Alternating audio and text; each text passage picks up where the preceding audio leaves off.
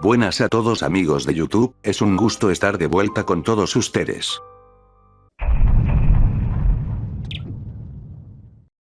Cerote, levántate y te pones a hacer la siguiente parte del iceberg. ¿Qué putas te pasa?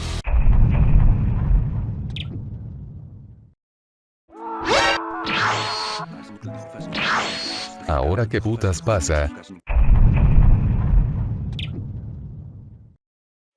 Alan se le ocurrió hacer un iceberg, pero nunca se imaginó que a muchas personas les iba a gustar el concepto.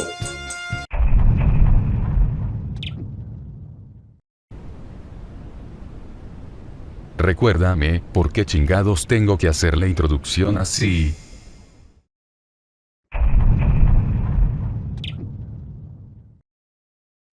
La situación con Nagualá y Santa Catarina Ixtahuacán es todo un embrollo que ha llevado a muchas muertes por culpa del conflicto que existe entre estos dos municipios.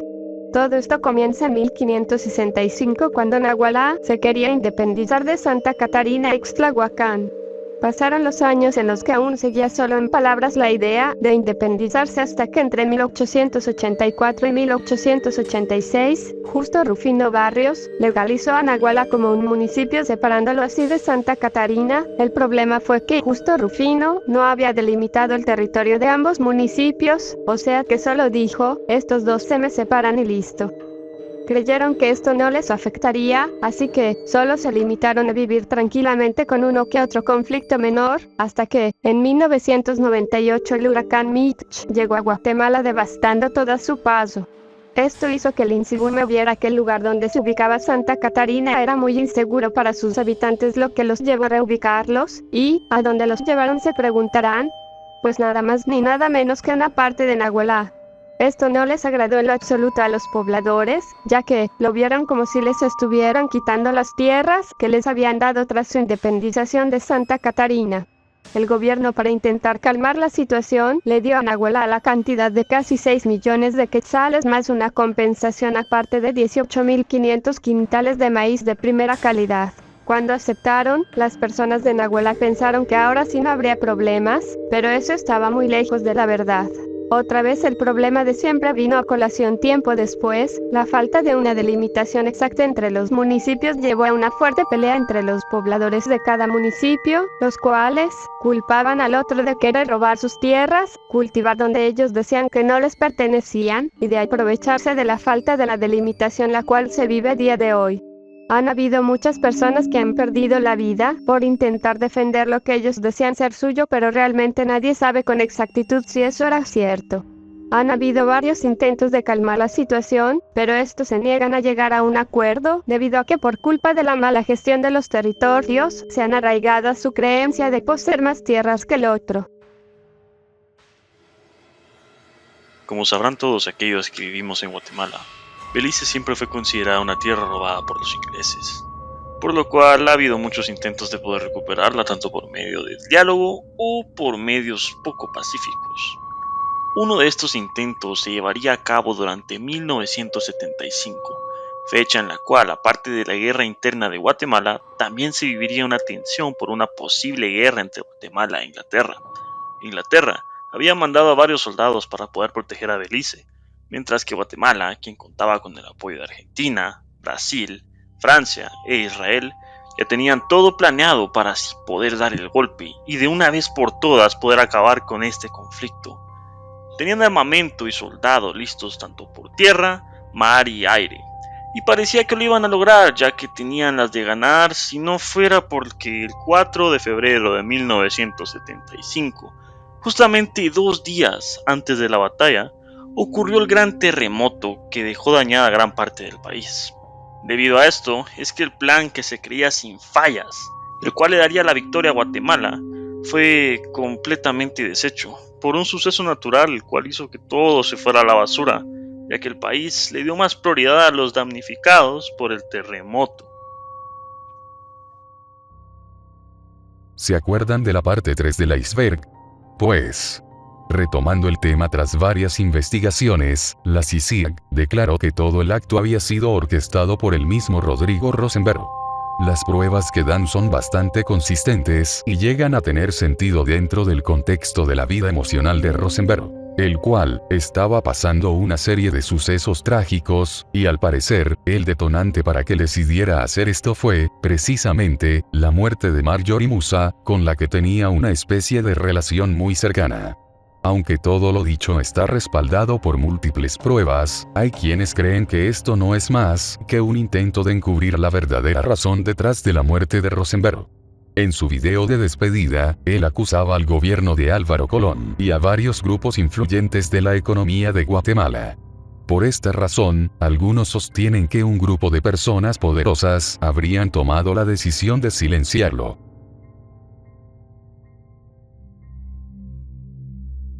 Rogelia Cruz Martínez fue una activista guatemalteca de izquierda y ex Miss Universo de Guatemala en 1958. Nació en la ciudad de Guatemala y tras la muerte de sus padres en 1955 se quedó al cuidado de sus hermanas. Durante sus años universitarios se involucró en movimientos de protesta contra el gobierno y se unió al Frente Guerrillero Edgar Ibarra. A lo largo de su vida, Cruz Martínez trabajó y estudió, pero también participó secretamente en la lucha armada. Fue detenida en 1965, pero poco después se reincorporó a la lucha. En 1967 fue detenida nuevamente y tras ser liberada, desapareció en diciembre de ese año. Su cadáver fue encontrado el 11 de enero de 1968 en Escuintla, Guatemala, con evidencia de tortura y abuso. La necropsia reveló que estaba embarazada en el momento de su muerte. Su asesinato conmocionó a la comunidad internacional y provocó una serie de represalias. El Partido Guatemalteco del Trabajo, PGT, atacó a personal militar de Estados Unidos y el ejército guatemalteco asignó al comandante guerrillero Leonardo Castillo Johnson, pareja de Rogelia.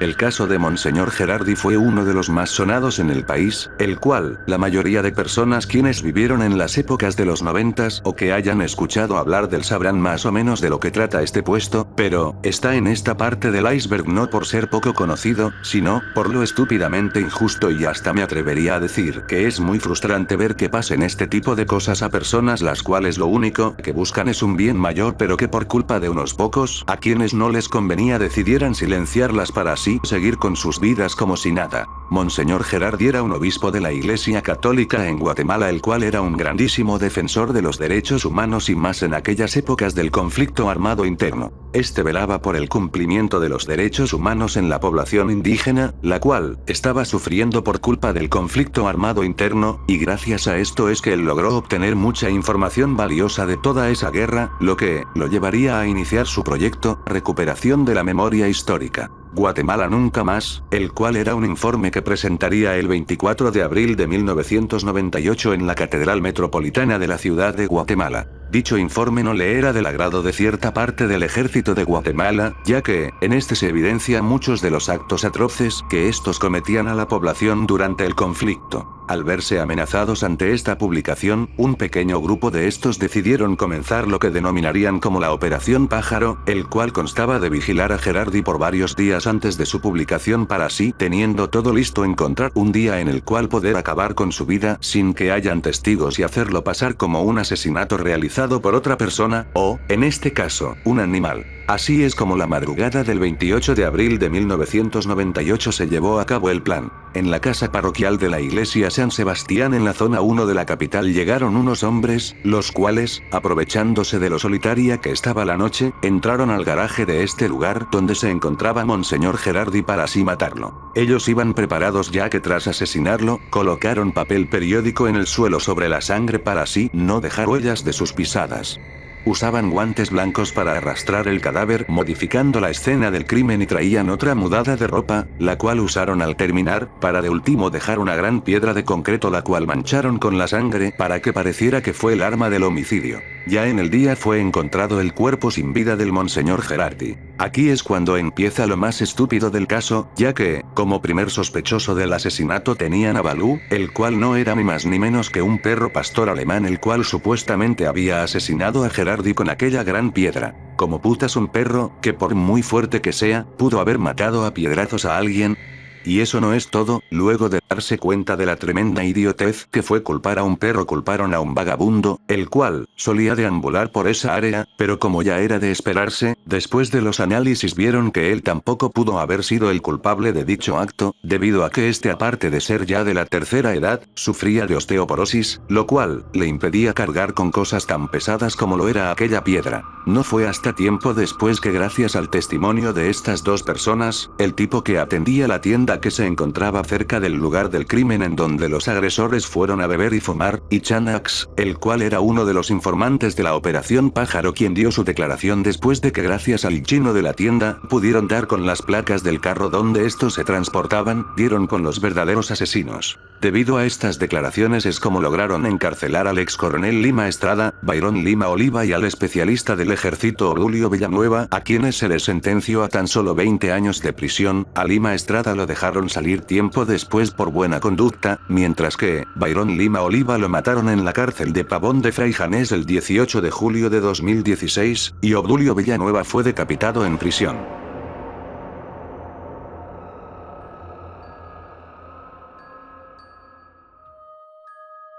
El 11 de septiembre de 1990, Mirna Mac, antropóloga guatemalteca, fue asesinada enfrente a su oficina en la ciudad de Guatemala, siendo apuñalada 27 veces. Su trabajo sobre los derechos humanos y las comunidades desplazadas la convirtieron en un blanco de las autoridades.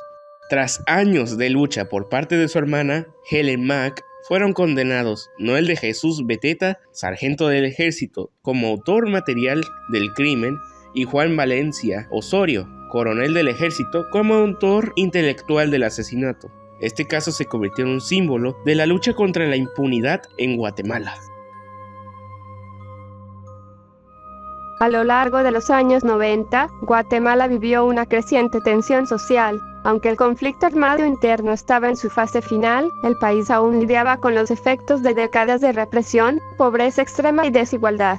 La población indígena y campesina, que había sufrido las consecuencias más severas del conflicto, comenzaba a organizarse para exigir mejores condiciones de vida, acceso a tierras y derechos humanos. Un grupo de campesinos, liderado por organizaciones de la sociedad civil y sindicatos, decidió movilizarse hacia la ciudad de Guatemala para demandar tierras y mejores condiciones laborales. Estos campesinos formaban parte de un movimiento llamado Vía al Sol, que se proponía exigir al gobierno el cumplimiento de las promesas hechas durante el proceso de paz en cuanto a la redistribución de tierras a las comunidades indígenas y campesinas. El 15 de septiembre de 1994, el grupo de aproximadamente 400 campesinos se encontraba en el camino hacia la ciudad, marchando por la carretera conocida como la Vía al Sol, que conecta la ciudad de Guatemala con varias áreas rurales del país. El objetivo de la movilización era llegar a la capital para presionar al gobierno en sus demandas. Sin embargo, mientras se desplazaban por la carretera, fueron interceptados por miembros del ejército guatemalteco en un operativo represivo. Los soldados, bajo la orden de dispersar la protesta, comenzaron a dispararles sin mediar palabra. La violencia fue tan brutal que se estimó que más de 60 personas fueron asesinadas en ese ataque, aunque algunas versiones indican que la cifra podría ser mayor. La mayoría de las víctimas fueron mujeres, niños y ancianos que no pudieron escapar del ataque. Muchos de los campesinos fueron masacrados en el lugar, mientras que otros fueron capturados y desaparecidos, lo que generó una gran indignación tanto en el país como a nivel internacional. La masacre del Plan de Sánchez ocurrió en 1982 en una comunidad maya en el municipio de Rabinal, en Baja Verapaz, Guatemala. En ese momento, el país estaba en medio de una guerra civil y el ejército guatemalteco estaba llevando a cabo una campaña brutal conocida como Tierra Arrasada, en la cual destruyó aldeas enteras sospechosas de apoyar a los guerrilleros. Plan de Sánchez era una idea que el ejército acusó de estar ayudando a los guerrilleros, por lo que decidió atacar.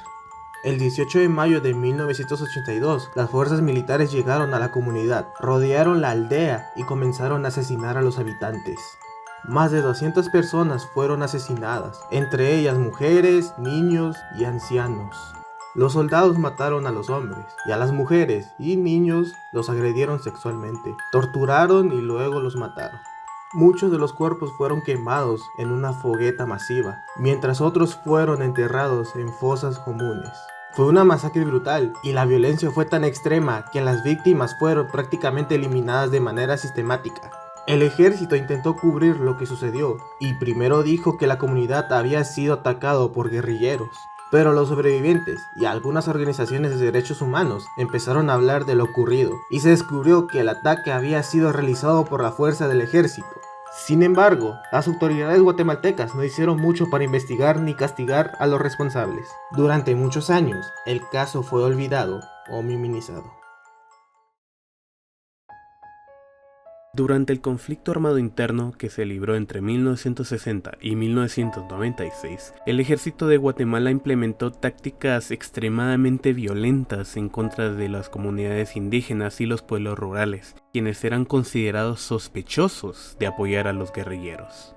En ese momento muchas aldeas fueron atacadas por parte del ejército. En ocasiones, estos mismos secuestraban a los niños de las aldeas para convertirlos en parte de su estrategia militar. Es así como damos inicio a una de las historias más escalofriantes que se pueden contar sobre el conflicto armado interno: los niños soldados. Muchos de estos niños eran secuestrados de aquellas aldeas arrasadas y en muchos casos eran adoctrinados y entrenados por el ejército para convertirse en soldados, a veces a una edad muy temprana. Estos niños eran sometidos a un entrenamiento físico y psicológico extremo, y en algunos casos se les drogaba para poder hacerlos más dóciles y para que pudieran realizar tareas cada vez más violentas. Aquellos niños que habían caído en las manos del ejército no solo eran utilizados como soldados de infantería, sino también como exploradores, guías o incluso como guerrilleros forzados a combatir y a matar a otros pueblos o aldeas, a menudo al borde de la violencia extrema. En algunos casos estos niños eran utilizados para destruir aldeas y masacrar a sus propios pueblos, ya que eran vistos como más fáciles de manipular y que fueran menos propensos a que cuestionen las órdenes. El uso de drogas era muy común en este contexto. Los niños a menudo eran drogados para que pudieran soportar el entrenamiento físico intenso, y algunos relatos apuntan a que el ejército les suministraba estupefacientes para mantenerlos en un estado de obediencia ciega, y para que pudieran participar en operaciones de alto riesgo sin mostrar miedo o remordimiento.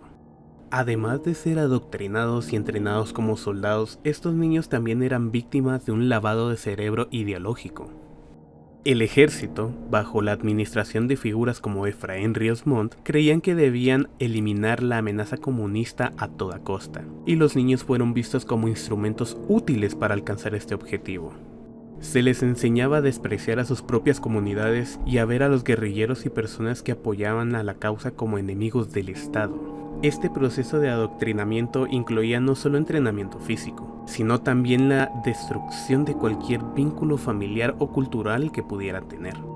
A muchos se les separaba de sus familias y se les decía que su pueblo o sus padres eran traidores. De esta forma, los niños eran programados para participar en masacres de otras aldeas sin tener compasión por los civiles inocentes. Los niños en este contexto no solo eran víctimas del conflicto, sino que en muchos casos también se convirtieron en ejecutores de las órdenes del ejército. Estos niños fueron forzados a destruir aldeas enteras, muchas veces matando a sus propios familiares o a las personas de sus comunidades. Al ser niños no tenían la capacidad de comprender completamente la magnitud de lo que estaban haciendo, y el proceso de manipulación psicológica les impedía cuestionar sus actos. Los informes de las masacres en aldeas como las 2 Rs y otras masacres en Petén mencionan que en algunos casos los niños participaron activamente en los ataques y agresiones sexuales también. Sin duda, este es uno de los temas más trágicos, horribles e inhumanos que se pueden saber sobre Guatemala hoy en día. Por eso mismo, con este voy a dar fin al iceberg.